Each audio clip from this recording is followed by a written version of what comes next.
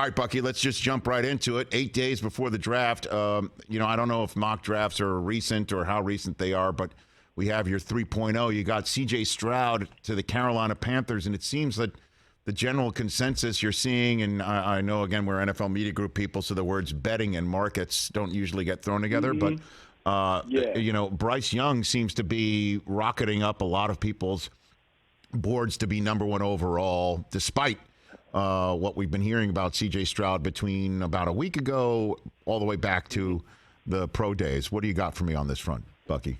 Okay, so here's what I got.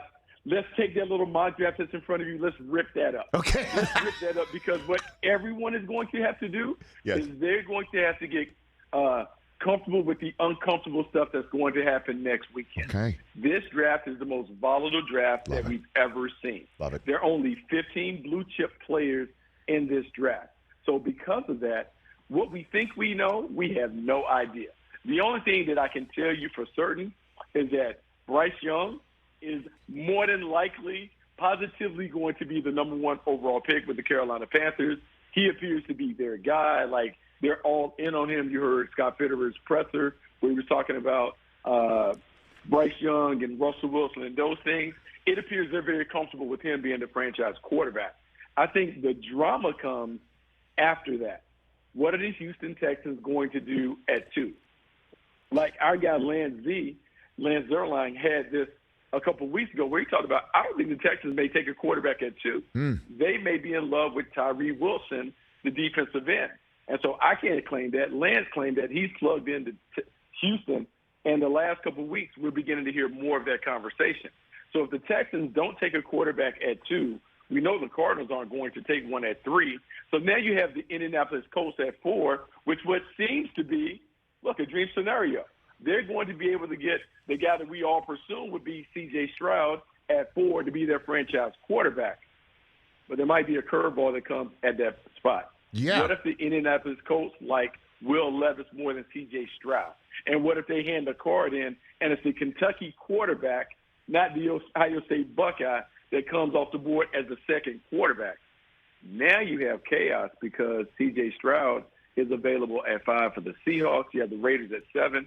And so what I'm saying is on Thursday, people need to get ready and have your popcorn ready because it's going to be absolutely bananas. Absolutely bananas if that scenario, which, by the way, is entirely possible, does in fact play out. And that makes sense why Atlanta down at 8 would have C.J. Stroud in today because not to say that he drops all the way down to 8, but if he drops to 5 or even 6, that is hailing distance for sure for somebody like Atlanta to go trade up and scrap whatever plans they might have currently for Desmond Ridder. But let's just go back to 2 for a second.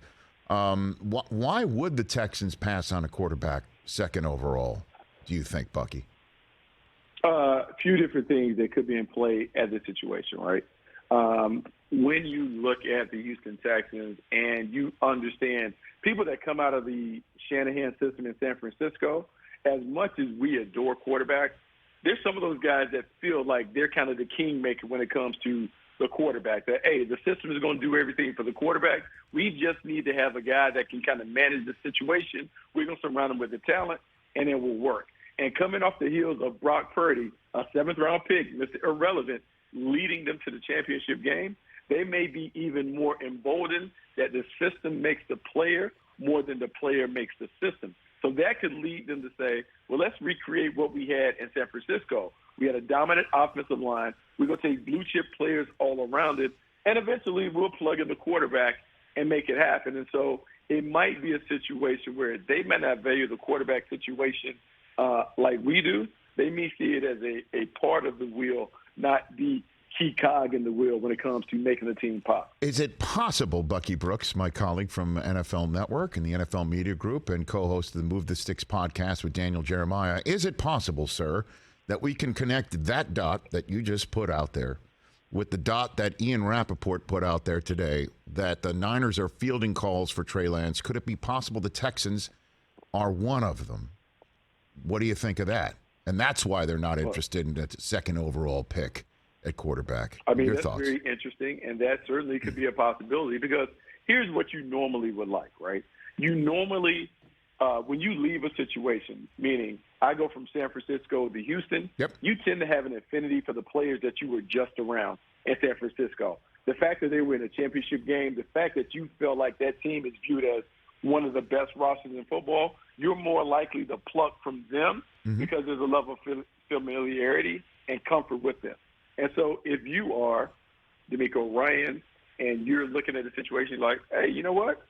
If I'm going to do all of this stuff with everybody else, why not take a quarterback that already knows what we're doing? No, he hasn't played enough for us to really know what he is, but at least he knows the language and the system. Maybe we drop him in that situation and we have an experienced, relatively speaking, an experienced player take over, and maybe we start at step 3 as opposed to starting at step 1.